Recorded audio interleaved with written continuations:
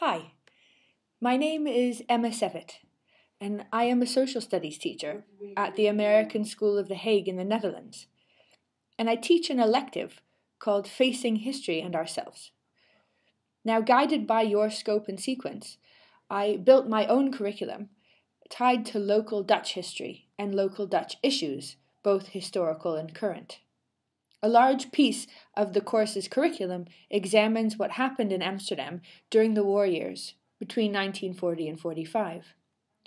My innovative proposal, the second one, is to create a professional video that will lead students on a walk called the Journey of Resistance and Persecution. However, I would like to video the walk so that teachers around the world can use the walk in their own classrooms without being in Amsterdam exactly. I will use the help of survivor testimony, both those who are still alive and those whose testimonies we have recorded, professional educators who specialize on the Holocaust in the Netherlands, and also those who were involved in the Dutch resistance. The intention of making the journey, as well as creating the video, is to figure out, or is to enable students to really understand how important this history is to pass on.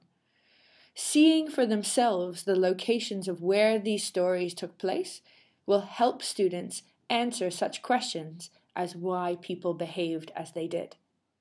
The walk will begin in front of the Anne Frank House in order to introduce the concepts of victim, perpetrator, bystander, and upstander. From there, we will walk towards locations that were used for the printing of fake IDs or the printing of underground newspapers and the soup kitchens that helped those during the hunger winter of 44 and 45.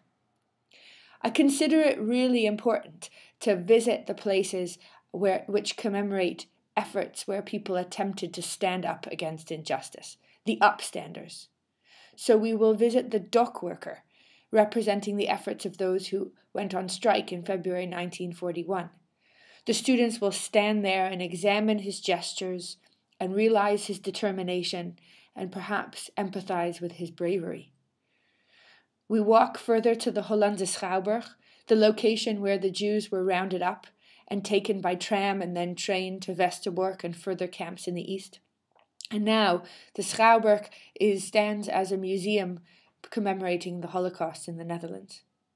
We conclude the walk at the Dutch Resistance Museum, whereby the students visit the permanent exhibit and understand the impact of the resistance movement, and it was a huge impact. So how will this spark change? I hope that this innovation will stir consciousness in the minds of the students, that it will provoke students to be more aware of their actions, and it will enable them to remember and pass on that memory.